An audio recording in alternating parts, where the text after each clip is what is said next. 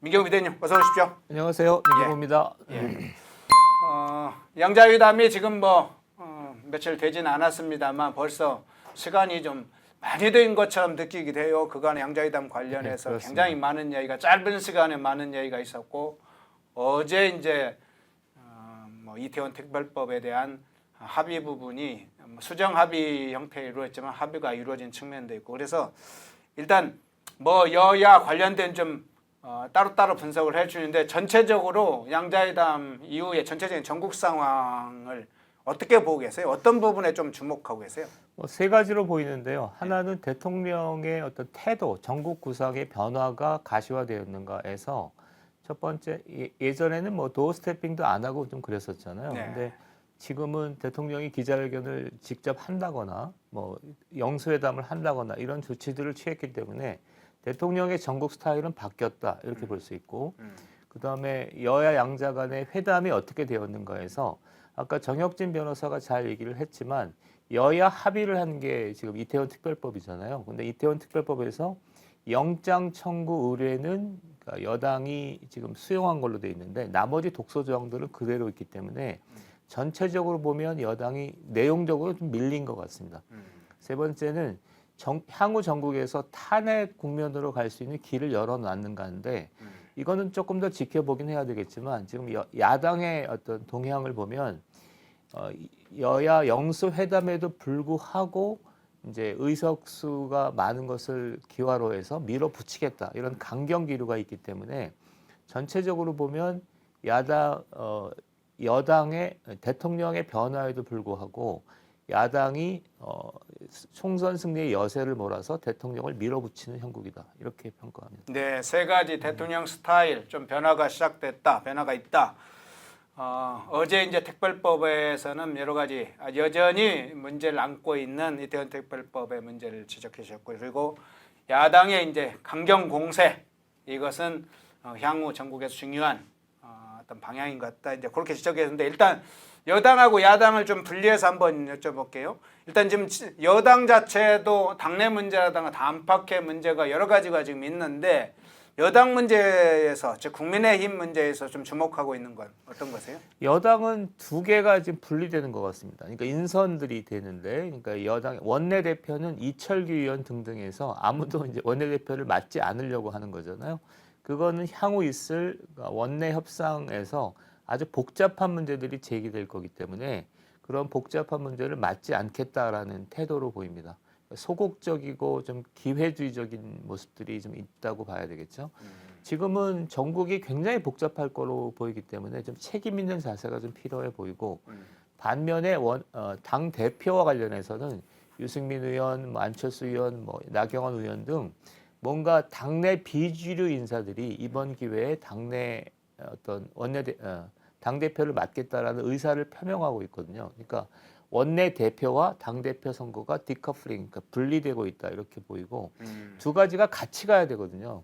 하나는 탄핵을 둘러싼 어떤 전국을 운영하는 거와 당내 혁신이 같이 가야 되는 거잖아요. 그렇지 않고 전자는 빼놓고 후자로 가기 때문에 전체적으로 보면 좀 약간 무기력하고 좀 소극적인 모습이 상황을 주도하고 있지 않은가 이렇게 저는 평가합니다. 그러니까 위기 상황은 아주 크게 닥쳐오고 있고 점차 위기 상황이 강화될 것으로 보이고 야당의 강경한 공세를 강화할 거고 하반기에는 좌파 진영의 공세도 더 강해질 텐데 여당은 오히려 지금 상황을 피하거나 어떤 원내대표라든가 맡을 때 어떤 정치적으로 난처한 상황을 외면하고자 하는 그런 소극적인 오히려 공세적이고 주동적이고 책임을 지겠다 한번 해보겠다 이런 게 아니라 좀 회피형으로 가고 있다 이런 건가요? 그렇게 보입니다. 왜냐하면 원내대표라는 게 지금 아무도 원내대표를 하려고 그러지 않고 그나마 아까 얘기했던 이철구 의원도 지금 안 하는 걸로 돼 있잖아요. 근데 원내대표라는 게 향후 원내 협상에서 해야 될 일이 굉장히 많지 않습니까? 여야 간에. 굉장히 강경한 여당을 능수능란하게 다루면서 전국을 안정시켜야 되는 책임이 있는 건데 그 책임은 안 맡겠다 이런 거거든요. 누구도 안 맡겠다라는 거니까 이런 태도는 좀 문제가 있겠죠. 뉴스에 보면 김민정 교수가 초선인데 초선 의원이 하겠다. 비례대표죠. 비례대표 초선인데 예. 안 하면 나라도 하겠다. 그러니까 얼마나 답답했으면 그렇겠어요. 그렇죠. 예.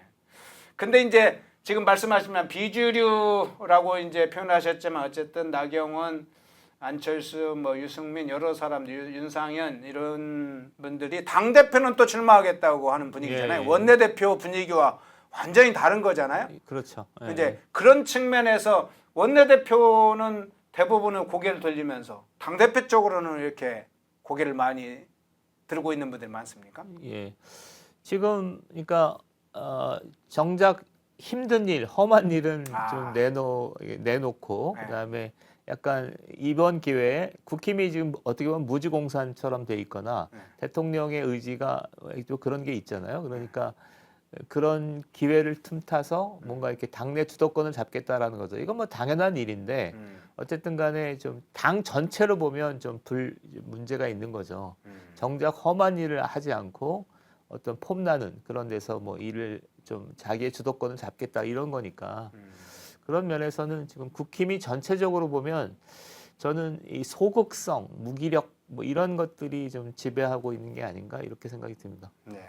늘 이제 현장에서 이야기가 나오던 얘기가 현장과 전투성 얘기를 하는데 예, 예. 그 문제가 짧은 시간에 극복될 것 같지는 않긴 하지만 지금 그 모습이 또 드러났다 이렇게 볼 수도 있겠군요. 예, 그렇게 생각합니다. 예, 야당 문제 한번 짚어보겠습니다. 물론 이제 민주당 중심으로 문제도 있겠는데 일단 뭐 정당 중심으로 민주당 문제를 중심으로 이야기를 분석을 해주시고 조역당 관련해서도 혹시 분석할 게 있으면 그 부분도 얘기를 해주는데 어쨌든 야당 부분에 주목할 부분은 어떤 건가요? 야당에서는 뭐 생각보다 강경 기류가 올라오고 있다 이렇게 보입니다. 첫 번째는 이태원 특별법에 이어서 지금 5월 2일 날 최상병 특검법을 통과시킨다는 거 아닙니까? 그리고 그것도 뭐 22대 국회의원을 기다리지도 않고 22대 국회의원이 6월 1일 날 개원을 하는 거니까 그걸 기다리지도 않고 5월 달에 하겠다 이런 거고 그다음에 두 번째는 그걸 위해서 김진표 국회의장을 압박하는 건데 네. 압박의 도가 좀 지나칩니다. 이 때문에 국회의장한테 저렇게 험한 말을 막 해댈 수 있는 건지 그런 게 있는 거고. 처음 보는 장면들이에요. 사실 예. 예전에 했다들 저렇게 GSG 뭐 이런 정도를 해서도 그 징계 사유가 됐는데 박지원은 막 욕을 해야 되고 막 그러더라고요. 네. 그것도 그렇고 그다음에 얘기를 좀 거슬러 올라가면 네. 원내 당직 구성이 좀 강경하게 짜여져 있었고 그다음에 국회의장 경선에서도 추미애가 지금 된다는 거 아닙니까? 추미애 뭐 조정식 뭐 우원식 이런 분들이 경합하는데 그중 가장 강경한 추미애가 된다는 거고 더민주혁신회의 뭐 이런 데서 지금 회의를 하는 어떤 모임을 갖는 걸 보면 역시 강경 기류가 이렇게 형성돼 있기 때문에 지금 야당의 지금 분위기는 그러니까 하여튼 그러니까 총선의 기세를 몰아서 뭔가 이렇게 점진적으로 뭘 가자, 순리적으로 가자 이런 분위기가 전혀 아니고 이번 기회에 밀어붙여서 기세를 제압해야 된다 이런 분위기가 득세하는 것 같고 조국은 점점 사이드로 밀리는 것 같습니다. 그러니까 교섭단체 구성도 그랬고 그다음에 여러 가지 문제들에서 민주당이 그냥 별다른 호응하지 않으면 조국은 서서히 사이드로 밀리는 거고 돌출 발언들을 좀 꽤 하는 것 같습니다. 그러니까 한동훈 특검법 같은 것들이 제가 잘 모르는 건지 실제로 그런 건지 모르겠는데 별로 이렇게 이슈가 될 만한 법리적 내용들이 없는 걸로 보이는데 그런 거를 계속 돌출적으로 제기하면서 스스로 고립을 좀 자초하는 측면이 있지 않을까 저는 이렇게 평가합니다. 예, 넘어가기 전에 더민주 전국혁신회의 사진 혹시 있으면 한번 올려봐 주시죠. 예. 그거 말고요. 더민주 전국혁신회 예, 이 사진이죠. 뭐 이 사진하고 다른 사진 혹시 있으면 피켓 들고 있는 사진일 텐데 저게 지금 오른쪽에 박찬대, 정성호 그 오른쪽에 세 번째 인물은 의원도 아닌데 저기 서 있네요. 강의원 씨고 예. 97년 한총련 의장이었고 예. 이적단체 규정 등과 관련해서 논란이 돼서 낙마했었고요. 22대 총선에서 그다음에 더민주혁신회의의 사무총장으로 돼 있죠. 그러니까 아주 강경 발언을 이어갔던 분들인데 지금 중요한 거는 더민주혁신회의는 일종의 공식 조직이라기보다는 약간 사조직 같은 건데 원외에 있는 원외. 친명 사조직이라고 그러죠. 거기에 지금 국회의장 후보들이 다 와 있잖아요. 그 옆에 우원식, 추미애, 예, 국회의장 출마 지금 하고 저 정성호까지 3명이 다 있네요. 예. 그리고 원내 대표까지 지금 와서 저러는 원내대표. 예, 거니까 아직은 확정은 안 했지만 원내대표. 예. 원외 조직이지만 상당한 영향력을 확보한, 그리고 이 더민주혁신회에서만 31명의 국회의원이 당선됐다고 합니다. 예, 그래서 가장 영향력 있는 사조직 중에 하나. 그러니까 전 국회에서 누구죠? 국회에서 상당히 영향력 있는 모임으로 보입니다. 예, 이전에는 사실 철험이라는 철험에, 조직이 있었잖아요. 예. 그 주로 이제 초짜들이 많이 모였었는데 뭐 김용민 뭐 저 누굽니까? 김남국, 김남국 예, 뭐 하여간 예. 저 의원으로서 의원직 박탈당한 의원이 있죠. 뭐 여러 가지 욕설을 해서 논란이 됐던 최강욱 예, 뭐 이런 이제 초짜들이 주로 많았었는데 이번에 지금 더민주 전국혁신회의는 그게 아니고 아예 중진이라든가 초짜 이런 것으로서 그렇게 다 섞여 있네요 보니까. 그게 이제 초대를 받은 것 제가 예, 저기에는 저는, 이제 초대받은 초대를 사람들이 있는데 거죠. 31명들 예, 예. 중에는 보니까 초선도 있고 이렇게 재선도 있고 그렇더라고요. 예, 예. 예, 근데 그 어쨌든 전국혁신회의 지금 행사장에 저렇게 민주당에서 내놓을 만한 사람들이 저렇게 다 왔을 정도로 지금 강한 조직이 돼 있다는 거죠. 예, 예. 영향력이 급속히 확대되고 있는 걸로 보입니다. 예. 추후에 한번 철험회하고 더민주 전국혁신회를 비교해서 한번 다루는 그 방송 시간도 한번 해보겠습니다. 아주 샅샅이 한번 어떤 사람들이 구성되어 있고 과거에 어떤 활동을 했고 더민주 전국혁신회에 있는 이전에 김의영, 강의원 이런 사람들이 어떤 행적들이 있는지 그것도 한번 살펴보도록 하겠습니다. 예, 양자회담위의 전국 현황 진단을 간단히 해봤고요. 오늘 이제 민경우 비대위원께서 최근에 이제 좌파 진영의 활동을 쭉 살펴보다가 두 가지 문제에 대해서 오늘 좀 한번 이야기를 해보자고 했습니다. 그 첫 번째 주제 한번 다뤄보겠습니다. 자, 거부권 거부대의 선포 기자회견. 이름도 참 생소하지만 행사를 했어요. 자, 지금 이미지가 지금 뜨고 있네요. 예. 거부권 거부대의 선포 기자회견. 전국 민중행동을 비롯한 6개 단체가 지금 지난 30일에 그러니까 이틀 전에 저 행사를 했다고 하는데 저거 지금 어떤 겁니까? 저 소개 좀 해주시죠. 일단 그 정혁진 변호사하고는 달리 저는 네. 탄핵 국면을 굉장히 위험하게 보는 편입니다. 네. 그걸 전제로 해서 그래서 그 운동권들의 동향들을 좀 볼 필요가 있거든요. 그러니까 거리 시위를 하면 운동권들이 이렇게 포문을 열기 때문에 먼저 행사 진행은 4월 30일 날 시간을 좀 이렇게 기억하시면 4월 29일 날 2시에 영수회담이 있었거든요. 예. 근데 이 기자회견은 4월 30일 11시에 있었습니다. 영수회담이 끝난 게 4월 29일 날 한 4시 정도에 끝났다라고 보면 네. 불과 한 하루가 채 안 돼서 기자회견이 조직됐죠. 그래요. 기자회견을 하면 장소 예약도 해야 되고 뭐 할 일이 많거든요.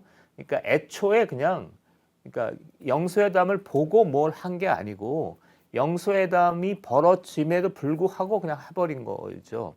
그다음에 두 번째는 그 내용이 거부권 거부대회 선포 기자회견이라는 게 뭐냐면 그러니까 영수회담을 하면 어떤 내용이 있잖아요. 이태원 특별법이 어떻고 뭐가 어떻고 이런 건데 지금 이 단체들은 그런데 아예 관심이 없는 겁니다.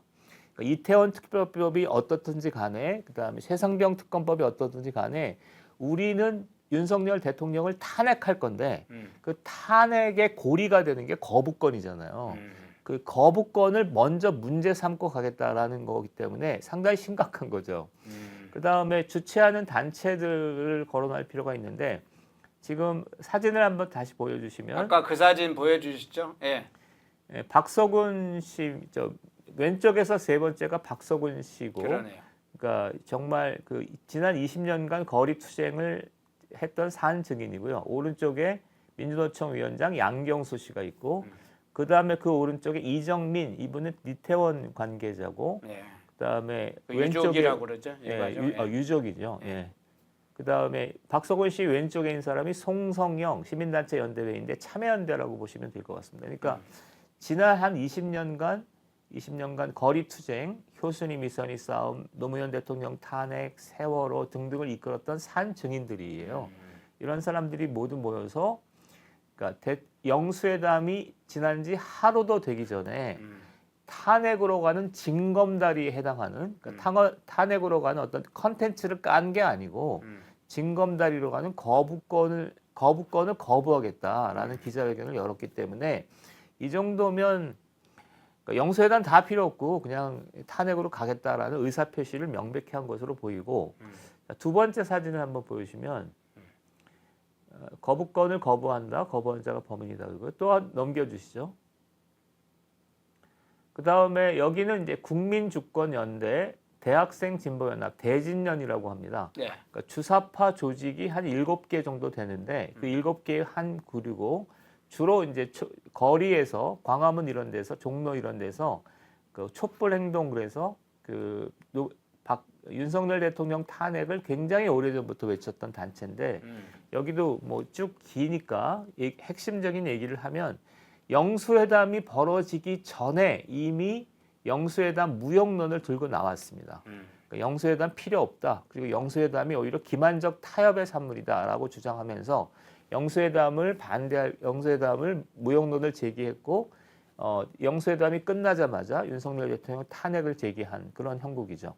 그러니까 지금 두 가지 요약한다면 여기가 이제 그 평소에 전국이 그렇게 복잡하게 얽히지 않으면 그냥 군소 단체에 불과할 수 있는데 일단 탄핵 국면으로 가면 거리 투쟁의 어떤 기폭제가 되는 단체들입니다. 이 단체들의 동향을 소개한다면 지금 영수회담 자체도 원천 부정하고 탄핵으로 간다 이런 입장을 갖고 있다. 그래서 이런 정도면 한 조금만 이미 거리 투쟁을 시작할 거로 보이고요. 지금이니까 거리 투쟁을 시작할 거로 보이고 조금만 정치 의회 상황이 흔들리면 아주 큰 규모 민주노총 전교조 이런 데가 가세하면서 비교적 큰 규모의 싸움이 한 7월달, 8월달, 한 9월달 정도면 열리지 않을까 저는 이렇게 생각합니다. 예, 앞서서 얘기했던 이제 거부권 거부대회라는 것을 거부권을 매개해서 윤석열 대통령을 탄핵하겠다. 사실은 이제 탄핵도 하나의 정치적 법적 행위이기 때문에 탄핵이라는 걸 구체화하는 것 같아요. 그러니까 실질적으로 윤석열 정권을 붕괴시키겠다. 이걸 이제 탄핵이라는 것 형식으로 정치적 표현을 하는 것 같은데 그것과 방금 국민주권연대와 대진연이 윤석열 대통령 탄핵에 대한 공식 성명들을 발표하기 시작했는데 아까 그 사진 다시 한번 보여주시겠어요? 아니요. 마지막에 보여주신 그 사진 한번 크게 띄우는데 오른쪽 제일 하단을 좀 크게 온라인 추문관 밑에 있는 국민주권연대 대진연 한국대학생진보연합 그거 한번 그 장면 거기에 그 장면을 조금만 자 조금만 올려주시겠어요? 탄핵을 주장하는 저 단체들이 국민주권연대 대진연 여기에서 한국대학생진보연합 발표했는데 저 행사 한번 보시면 좋겠는데 이게 자주시보라는 종북 성향의 언론 매체에서 지금 다루는 건데 저 탄핵을 주장하는 성명 발표를 했던 국민주권연대와 한국대학생진보연합 약칭 대진연이라고 하죠. 김정은 국무위원장 연구 발표대회, 연구 모임 발표대 이런 걸 안 해요? 예. 저게 2019 그 남북 정상회담이 있고 나서 2019년, 20년 뭐 이럴 때 분위기가 좋으니까 그러니까 이쪽이 원래 주사파거든요. 주사파 종북 성향의 단체인데 다른 주사파 조직에서 저렇게까지 못 하는데 이 친구들이 좀 대담하게 뭔가를 하는 거예요. 그 중에 하나가 이제 김정은 국무위원장 연구 발표 대회 그래서 저는 납득하기 어려운 저도 주사파였지만 제가 납득하기 어려운 김정일 위원장의 무슨 음악관이랄지 뭐 이런 것들을 하는 연구 발표를 하고 또 이제 주목할 만한 거는 각종 행사가 있으면 이렇게 점거 시위 같은 거를 연이어 진행하잖아요. 대학생들이 모여서 그것도 다 이 대진연 친구들이 하는 거고 세 번째는 그 광화문 같은 데서 큰 규모의 촛불 행동을 하는데 그 촛불 집회를 하는데 그 촛불 집회 실무력에 제가 볼 때 한 40%를 대진연에서 되는 겁니다. 그다음에 또 좀 약간 비정상적인 행동도 좀 했었죠. 그러니까 예. 윤소화라는 국회의원의 뭐 테러를 한다거나 그다음에 무슨 나경원 의원을 나배라고 한다거나 이런 것들을 다 했던 단체죠. 아, 저게 저런 거죠. 예. 대학생들이 저러고 있습니다. 야, 김정은의 사진을 들고 저렇게 이제 저거 옛날에 많이 나왔었죠. 김정은 환영하는 저 캠페인을 저 막 행사를 했었죠. 그 대진연이 사실은 김정은이 연구한다는 게 뭐겠습니까? 김정은 찬양하는 사실 이런 것을 뭐 공개적으로 여러 가지 이름을 빌어서 하는 운동이죠. 종북 세력들이 저렇게 운동하고 있는 걸 마침 저 자주시보라는 매체에서 요 보도를 하면서 오른쪽에 보니까 저게 눈에 띄어서 한번 이야기를 드려봤습니다. 예. 좀 국제 뉴스로 한번 두 가지 뉴스로 한번 가볼게요. 트럼프 전 대통령, 이제 바이든 대통령과 지금 한판 승부를 앞두고 있죠. 지금 뭐 여러 여론조사에서는 거의 지금 박빙의 승부를 하고 있다 이런 조사가 나오는데 최근에 트럼프 전 대통령이 타임즈 인터뷰에서 이런 얘기를 했습니다. 한국은 아주 부유한 나라이다. 우리는 불안정한 위치에 미국 군인이 한국에 있다. 우리는 한국이 미국을 올바로 대해줬으면 좋겠다. 왜 우리가 다른 사람을 방어하느냐. 우리는 사실상 그들의 군대 대부분 무상으로 지원했다. 뭐 이제 사실 저 이야기 중에 맞지 않는 얘기도 했는데 주목받은 게 한국은 부유한 나라인데 방위비 더 안 부담하지 않으면 주한미군을 철수할 수도 있다. 이런 시사를 좀 했어요.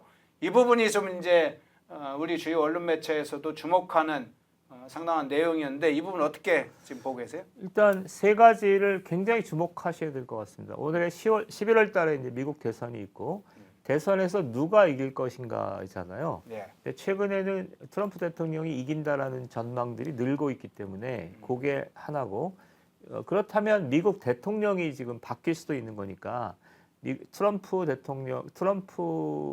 후보의 어떤 향후 전략 기조를 살펴볼 필요가 있겠는데 트럼프 기조의 일단 전략 기조는 주한미군 방위비 증액처럼 보입니다.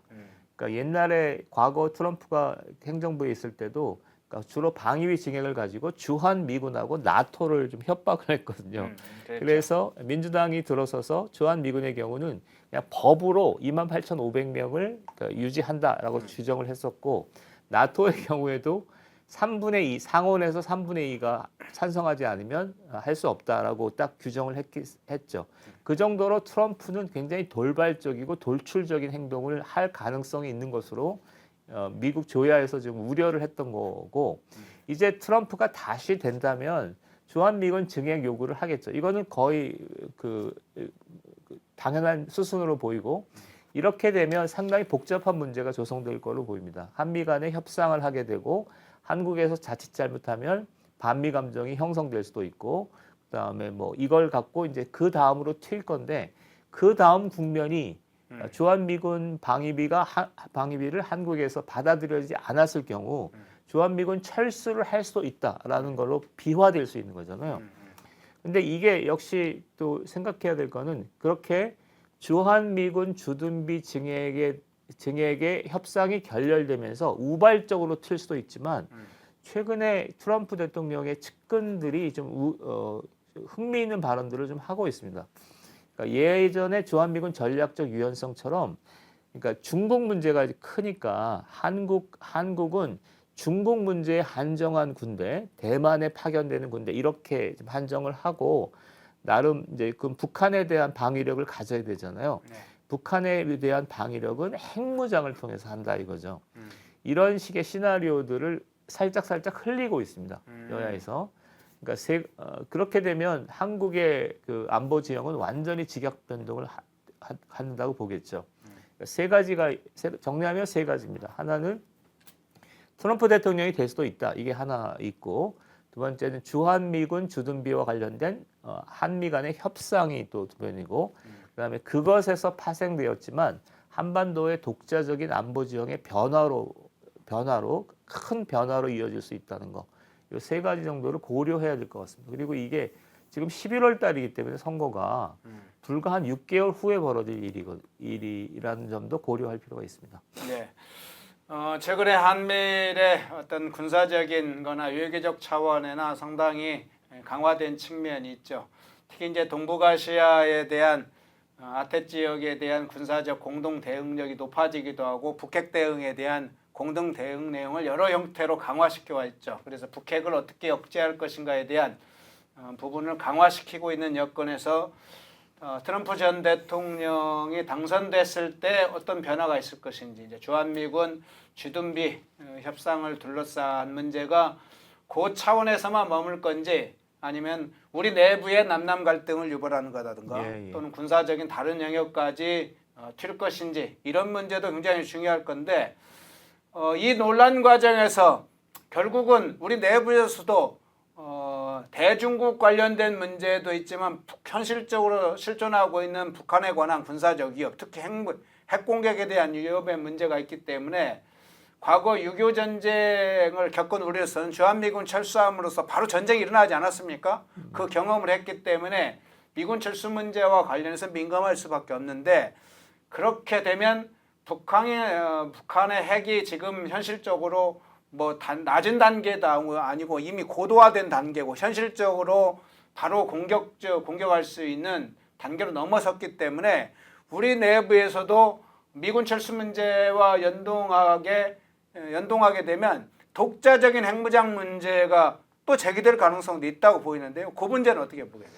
지금 독자적인 핵무장이 그러니까 중국과 그러니까 이 이재명 대표의 쉐쉐 발언이 떠오르는데 중국과 대만이 분쟁을 일으키게 되면 그러니까 이를테면 최근에 뭐 인도태평양 사령관 등등은 27년에 전쟁이 난다고 보는 거거든요.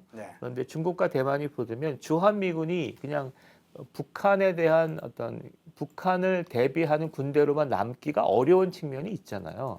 그러면 역할 조정이 이루어질 텐데 그 안보 공백을 어떻게 메꿀 것인가에 대한 얘기가 진행될 거고 그다음에 그것의 일환으로 한반도의 독자적인 핵무장 이게 감당하기 어려운 현재로서는 주제이긴 한데 그런데 그런 게 충분히 좀 말이 되는 상황으로 좀 진입하고 있다 이렇게 저는 봅니다. 그래서 이건 쉬쉬하거나 그런 일이 벌어지면 안 돼 이렇게 그냥 치부하기에는 좀 민감한 주제로 좀 떠오르고 있다 이렇게 보입니다. 저 댓글에 지금 아까 어떤 분의 미 의회의 이야기를 해주셨어요. 맞는 얘기인 것 같습니다. 미국에는 국방수권법이 사실은 상원 하원 즉 민주당과 공화당 합의해서 국방수권법이 제정이 됐죠. 그래서 방어 특히나 이제 한국의 억제 능력에 대해서 혹시나 트럼프 대통령이 다른 작동을 할 경우를 미리 가상으로 하고 상당 부분 그것을 전제로 하고 국방수권법이 통과가 됐기 때문에 국방이나 예산 정책에서 금방 미국이 확 돌변할 가능성은 사실은 그렇죠. 매우 약하다고 보는데 다만 이제 주한미군 철수 문제가 단계적이든 제한적이든 여러 가지 그것이 외교적으로나 군사적으로 논의되는 순간에 그 순간부터 그 문제는 일단 발생하는 거잖아요. 그 자체에 관해서 이제 좀 해석을 해주신 걸로 저는 봅니다. 좀 추가적으로 이 문제에 관련해서 더 진단을 하신다면 이거는 이제 미국 대선이 본격화될 거기 때문에 대선 과정과 맞물려서 이후에 더 얘기를 하는 걸로 하죠. 그리고 또 하나는 저도 그렇게 생각합니다. 그러니까 일단 경제적인 측면이 강하죠. 그러니까 주한미군 주둔비를 인상하겠다는 측면이 어떻게든지 더 얻어내겠다는 측면이 강한데 이게 논리적으로 그런 측면이 있기 때문에 뭐 그런 얘기를 했다. 그 정도만 받아들여 주시면 되겠습니다. 네. 자, 먼저 트럼프 전 대통령 최근에 이제 인터뷰 내용 미군 철수를 시사할 수도 있는 그런 내용에서 다뤄봤고요. 또 하나 어쨌든 지금 국제적인 관심 대상 중에 하나는 이스라엘과 이란 전쟁 관련된 내용이죠.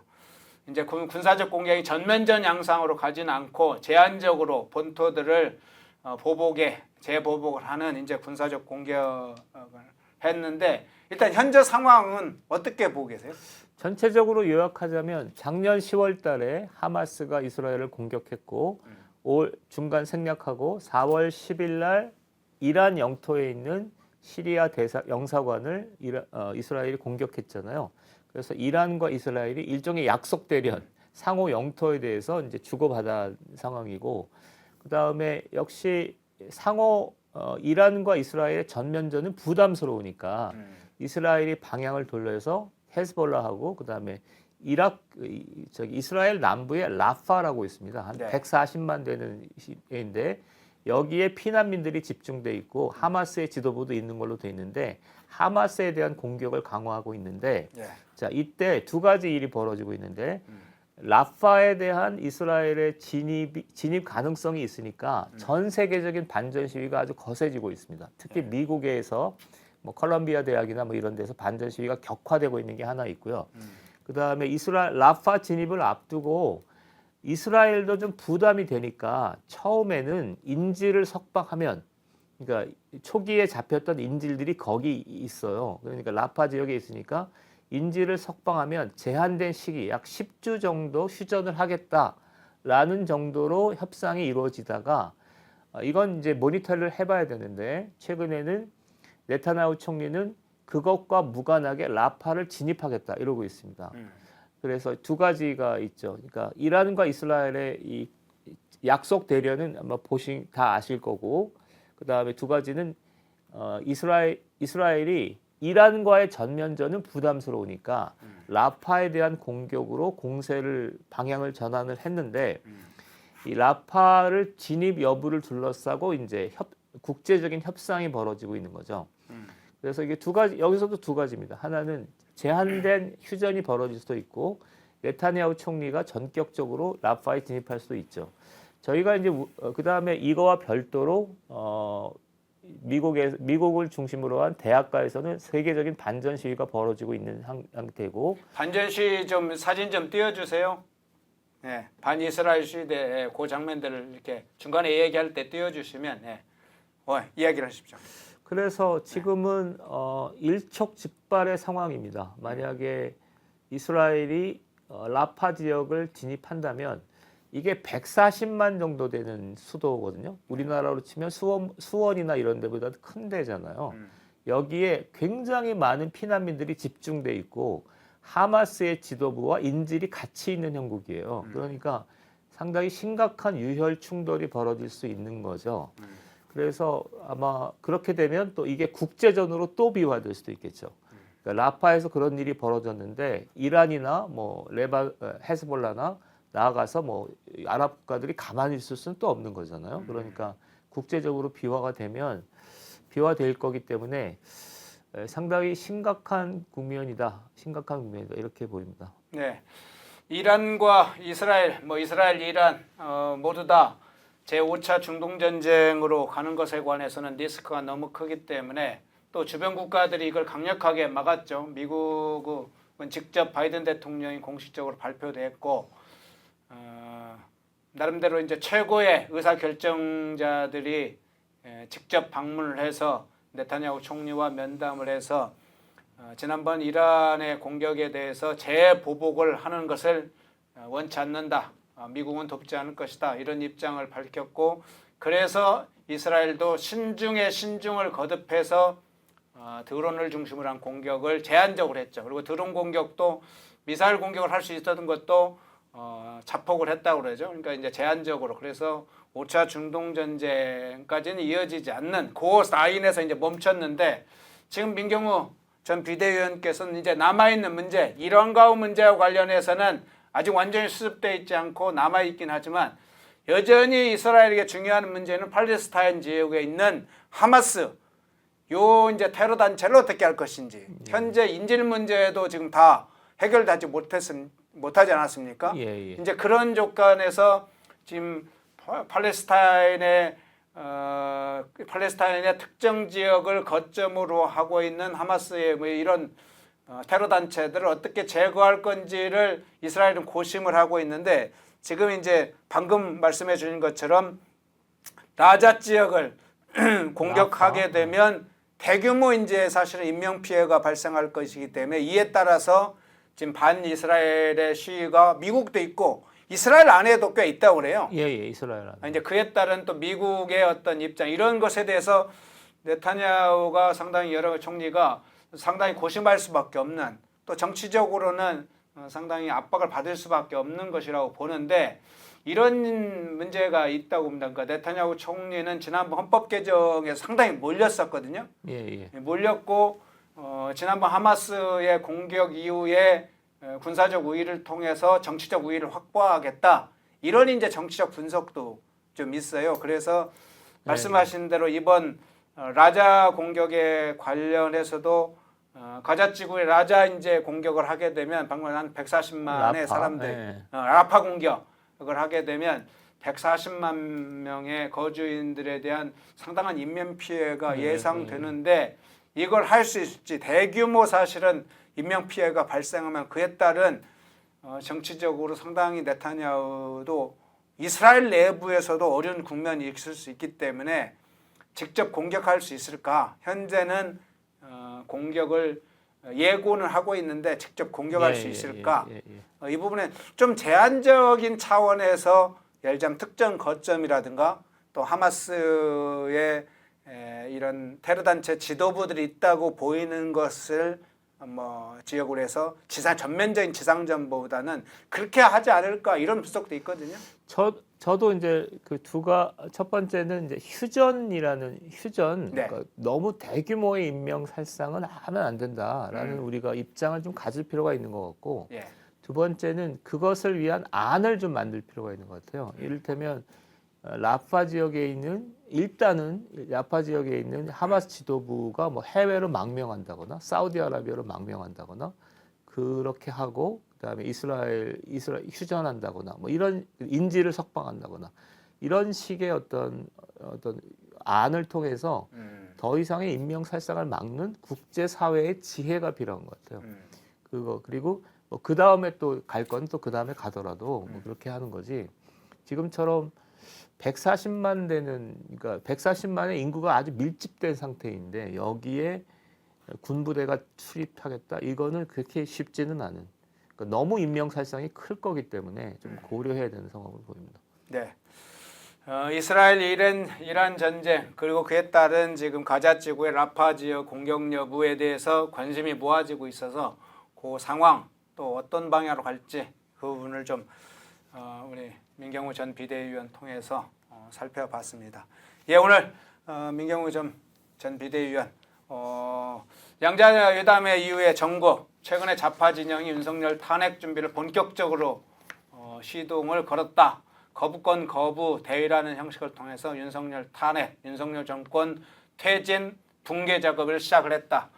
이게 저는 올해 하반기 내년에 상당히 본격화될 거라고 봅니다. 당장 민주노총 노란봉투법 이런 걸 매개로 해서 대규모 시위를 시작하고, 농민들은 양곡법 이런 것을 시위를 시작해서 막 촛불 집회하겠다 해서 막 몇만 명부터 보통 시작하잖아요. 그렇죠. 그렇게 시작되는, 만일 탄핵, 하야 이런 운동이 시작되면 보수 진영, 국민의힘은 온라인에서 말한다고 지금 유튜브 한다고 해결되는 건 아니기 때문에 거리에서 대규모 투쟁이 좌파들이 일어났을 때 그것을 예고하고 준비 어떻게 해야 될지, 이게 사실 고심이 되는 부분입니다. 제일 무서운 게 제가 최근에 보면 얘기를 더 해도 되는 거죠. 그러니까 어떤 투쟁이라는 게 아까 정혁진 변호사의 분석을 아주 재밌게 잘 봤는데, 탄핵 국면이랄지 이태원 특별법이랄지 이게 어떤 측면이 있냐면, 우리가 논리적으로 분석을 하면 아무것도 아니거든요, 사실. 근데 이게 투쟁이라는 게 한번 벌어지면 거기서 새끼를 치면서 이렇게 가속되는 게, 커지는 게 돌아가죠, 있어요. 이렇게. 돌아가는 게 있어요. 그러니까 운동권도 그걸 노리는 거거든요. 그러니까 9월 달에 막 수만 명 집회가 열리면 여기에 사람들이 일정하게 가세하면서 여기에 이제 제도권이 붙어버리면 이게 이제 엄청나게 커지고, 거기에 어떤 우리가 예측하기 어려운 어떤 돌발 변수가 터지면 그게 완전히 이제 탄핵이니 혁명이니 이런 식으로 가는 거거든요. 따라서 저거를 미리부터 좀 제어할 필요가 있겠다, 저는 이렇게 생각합니다. 네. 민경우 전 비대위원님의 전국 상황 이런 걸 한 번 더 살펴봤습니다. 오늘 현안 분석 포함해서 국제제 뉴스 분석해 주셔서 고맙습니다. 고맙습니다. 예.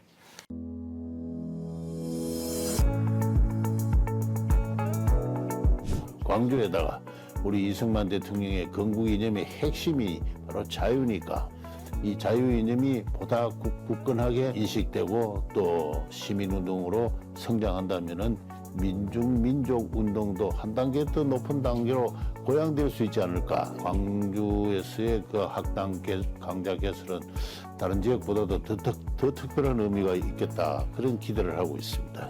함께 연구하고 함께 토론하고 나아가 함께 행동하는 아름다운 시민연대에 참여하지 않으시겠습니까?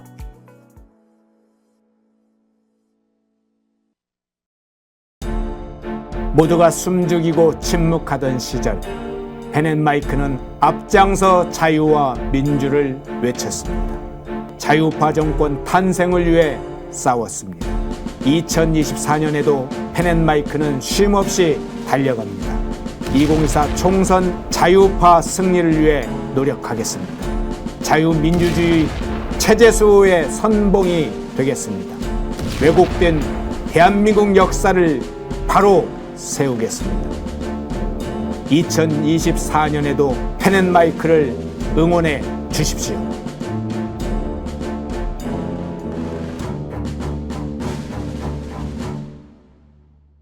인터넷 검색창에 펜앤마켓을 검색해 주세요. 펜앤마켓은 펜앤드마이크 구독자분들을 위한 종합 쇼핑몰로 좋은 상품으로 온라인 최저가를 목표로 하는 마켓입니다. 많은 관심과 사랑 부탁드립니다.